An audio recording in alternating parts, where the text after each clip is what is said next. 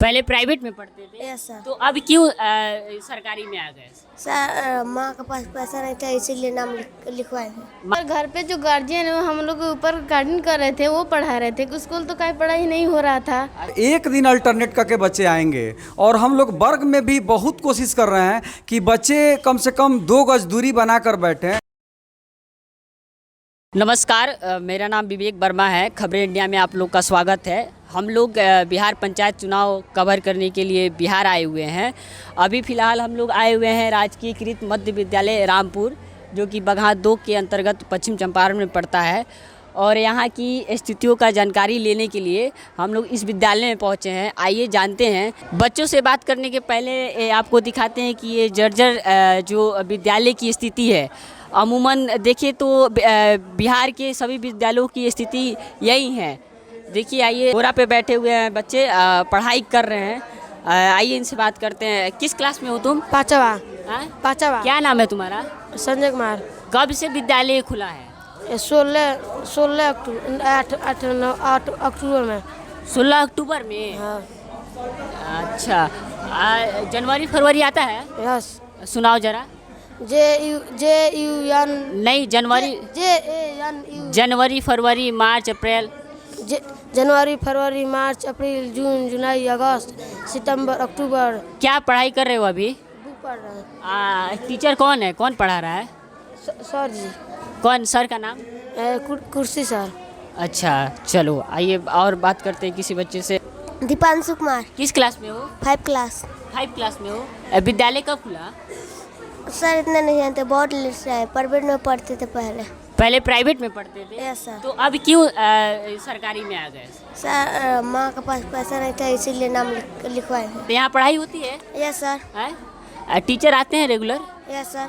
अच्छा, पढ़ाते हैं अच्छे से? Yes sir. और इतने दिनों जब लॉकडाउन लगा था तो क्या कैसे पढ़ाई हुआ तुम्हारा घर पे? सर कोचिंग जाते थे पढ़ने और घर पर भी पढ़ते थे। ये विद्यालय की स्थिति देखिए, यहाँ की जर्जर होती दीवारें पपड़ी छोड़ रही है। और यहाँ पे तो सबसे पहले शिक्षिका गायब है। बाबू, तुम किस कक्षा की हो? 5वां। 5वां में पढ़ती हो? अपना पहले नाम बताओ। मेरा नाम नंदिनी कुमारी है। नंदिनी, एक बात बताओ कि जब कोविड हो गया था, कोविड जब महामारी आया था तो उसके बाद से अचानक से बंद कर दिए गए विद्यालय, तो तुम लोग पढ़ाई कैसे कर पाई? सर घर पे जो गार्जियन है वो हम लोग के ऊपर गार्डियन कर रहे थे, वो पढ़ा रहे थे। स्कूल तो कहीं पढ़ाई नहीं हो रहा था। अच्छा, तो कहाँ से पढ़ाई होगा? कोचिंग भी बंद था सब, और बाद में जो खुला है तो कोचिंग में जाना शुरू हो गया है। अच्छा, मतलब प्राइवेट जो कोचिंग है उसमें भी तुम लोग पढ़ने जाती हो। अच्छी बात है। तो एक बात बताओ, जो कुछ दिन बाद लॉकडाउन लगा, उसके कुछ दिन बाद सरकार का एक गाइडलाइन आया जिसमें कहा गया कि बच्चों को घर बैठे, जैसे हम लोग वर्चुअल फ़ोन के माध्यम से पढ़ते थे, तो सरकारी विद्यालय के जो बच्चे हैं वो भी पढ़ेंगे। सरकार के द्वारा ऐसा कहा गया था। तो क्या तुम लोग को वैसे व्यवस्था दी गई? नहीं पढ़ पाई? नहीं। अच्छा, हम देखे जब आ रहे थे, सीढ़ी से ऊपर चढ़ रहे थे, तो यहाँ 2-2 टंकी लगी हुई थी। तो क्या उसका जो नल लगा हुआ है तो क्या पानी निकलता है उससे? कभी कभी निकलता है और नहीं तो नहीं निकलता है। मतलब अधिकतर समय नहीं निकलता? नहीं निकलता है। अच्छा, यहाँ के पढ़ाई व्यवस्था कैसी है यहाँ की? अच्छी है, सर पढ़ाते हैं लोग बढ़िया से। टीचर रेगुलर आते हैं? जी। गायब है टीचर? सर अभी आए थे क्लास टीचर, अभी क्लास में कोई घंटी पीरियड ये सबको मालूम नहीं है। अब ये लोग लागू कर रहे हैं लोग। अच्छा, तुम लोग की किताब कैसे मिलती है? एक बात बताओ हमको। किताब यहाँ से जो पढ़ती हो तुम लोग, पाठ्य पुस्तक, वो कैसे मिलती है? हम लोग खुद खरीदते हैं लोग। पैसा वैसा नहीं मिलता है? मालूम नहीं, अभी हम लोग आए हैं लोग तो हम लोग को नहीं मिला है। अच्छा, आप लोग नहीं हैं मतलब अभी? इसके पहले कहाँ पढ़ती थी? हमारा घर यहाँ पर नहीं है, हम बगहा में पढ़ते थे। अच्छा, बगहा में पढ़ते थे। बगहा भी सरकारी विद्यालय में? प्राइवेट स्कूल में। चलिए ठीक है। हम लोग इस विद्यालय के प्रधानाचार्य से बात करते हैं और जानने की कोशिश करते हैं कि इनके लिए क्या अनुभव रहा है इतने दिनों बाद जो शिक्षा व्यवस्था बाधित हुई थी। और सर, पहले तो आप बैठ जाइए। सर, अपना परिचय आप। मेरा नाम रामानंद प्रसाद है। मैं यहीं का कुछ ही दूरी पर मेरा घर है, यहीं का रहने वाला स्थानीय हूँ। सर, कितने दिनों बाद ये विद्यालय फिर से अपने सुव्यवस्थित स्थिति में खुला? इधर तो विद्यालय हमारा ये मिडिल स्कूल है, 16 अगस्त से शुरू हुआ है। ना। तो आप लोग जी सर, आप लोग के लिए भी एक नया अनुभव होगा कि इतने दिनों बाद अचानक से जब लॉकडाउन लगा उसके बाद से शिक्षा व्यवस्था पूरी तरह से बाधित हो गई थी, तो बच्चों पे क्या असर पड़ा आपको, क्या लग रहा है? हाँ, बच्चे इसमें मतलब बीच में जो क्लास नहीं चला, ऐसे कुछ बच्चे ऐसे हैं जो जिनके परिवार ठीक ठाक हैं, तो वो लोग अपना मोबाइल और सब रखे हैं, तो उससे भी कुछ देखते थे।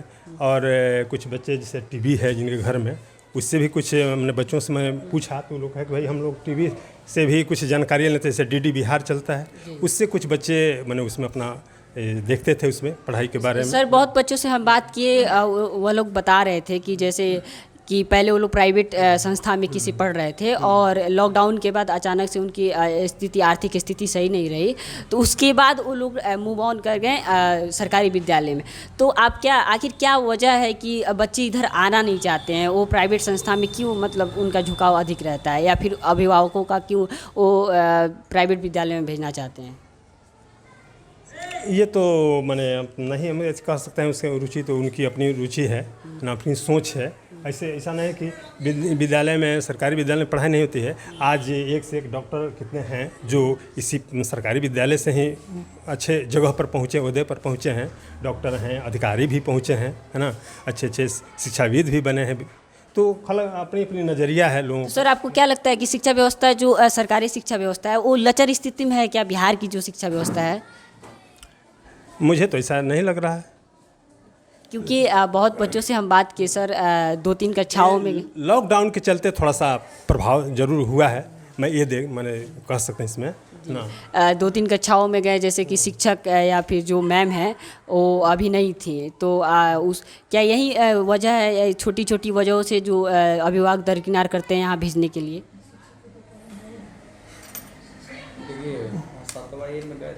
जी आइए सर से बात करते हैं। जी सर, आपका नाम क्या है? शैलेश कुमार पासवान। आप इस विद्यालय के शिक्षक हैं? हाँ, इस विद्यालय में ये 7वां ए के हम क्लास टीचर हैं। देखिए, अभी बिहार में पंचायत चुनाव चल रहा है, जिसके लिए कुछ लोग ट्रेनिंग में जा रहे हैं, वो प्रशिक्षण में जा रहे हैं, तो इसलिए कमी तो होगी। और 1-2 शिक्षक शिक्षिका रिटायर्ड भी कर चुके कोरोना काल में ही, ठीक है। कि जो आपने बुखार की बात की, बीमारी की बात की, तो कोरोना वायरस अभी पूर्णतः अभी गया नहीं है हमारे भारत से, पूरे विश्व से नहीं गया है। तो आप क्या, जब बच्चे आते हैं तो आप लोग जागरूक करने का काम करते हैं कि वो मास्क पहन के आए, पूरी तरह से सुरक्षित हैं? हाँ बिल्कुल, जब से स्कूल खुला है 16 अगस्त से, तब से बच्चों को जो है, इसके पहले ही सरकार ने 2-2 मास्क उपलब्ध करा दी है कि ये मास्क लगा के बच्चे आएंगे। सैनिटाइजर एक बार कर दिया गया है विद्यालय का, और इसके लिए हमारे प्रधानाध्यापक सजग भी रहते हैं, इसमें कहीं संदेह है नहीं, ठीक है। आप लोग बच्चों को जागरूक, क्योंकि छोटे छोटे बच्चे हम लोग देख रहे हैं, एकदम छोटे छोटे, उनको समझ भी नहीं है, तो क्या उन लोगों को जागरूक, उनके अभिभावकों को बताते हैं कि आप सुरक्षित तरीके से वो विद्यालय भेजें? देखिए, अभी जो कंडीशन चल रहा है, सरकार का भी फरमान जारी हुआ था कि मतलब एक दिन अल्टरनेट करके बच्चे आएंगे, और हम लोग वर्ग में भी बहुत कोशिश कर रहे हैं कि बच्चे कम से कम 2 गज दूरी बनाकर बैठें। लेकिन हमारे राजकीय मध्य विद्यालय रामपुर में 850 से ज़्यादा बच्चे हैं, और ज़्यादातर गरीब तबके से बच्चे आते हैं। यहाँ पे अनुसूचित जाति, जनजाति और OBC, BC वाले बहुत सारे बच्चे हैं, और हमारा ये पिछड़ा क्षेत्र है जो वाल्मीकि नगर विधानसभा क्षेत्र में आता है। बहुत सारी कठिनाइयाँ हैं। तो आप लोग अपने उच्चतम अधिकारी को ये आगाह नहीं करते हैं कि इन सब परिस्थितियों से? देखिए, आगाह करते हैं, लेकिन हमारे माननीय मुख्यमंत्री नीतीश कुमार जी हैं, वे बिहार में कहते हैं कि 5 लाख टीचर चाहिए, लेकिन टीचरों को अच्छी सैलरी नहीं दे रहे हैं, जिससे कि क्वालिटी एजुकेशन पर भी इसका आप नियोजित शिक्षक हैं? आप नियोजित? हाँ, मैं नियोजित शिक्षक हूँ, लेकिन जितना मिलता है उतना में मेरा काम भी नहीं चलता। अच्छा, जितना मिलता है वो समय पे मिलता है या नहीं? नहीं, समय पे भी नहीं मिलता है। 3 महीना के बाद 1 महीने का वेतन आता है, और ये बड़ा बड़ा हेडिंग पेपर में छपवा देते हैं कि इतना करोड़ पैसा जारी।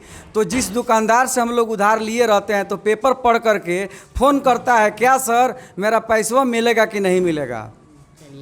ये है बिहार की शिक्षकों की आप स्थिति आप समझ सकते हैं कि क्या है। अगर हम लोग दोषारोपण करते हैं कि बिहार की विद्यालयों की स्थिति ऐसा क्यों हुई है, तो उसके पीछे हम लोग को समझना चाहिए कि इन जैसे शिक्षकों का आखिर क्या हाल है। बिहार सरकार द्वारा नियमित वेतन नहीं भेज पाना कहीं ना कहीं ये भी एक इस विद्यालय के नाकामियों के पीछे एक वजह हो सकता है। आप लोग देखते रहिए खबरें इंडिया।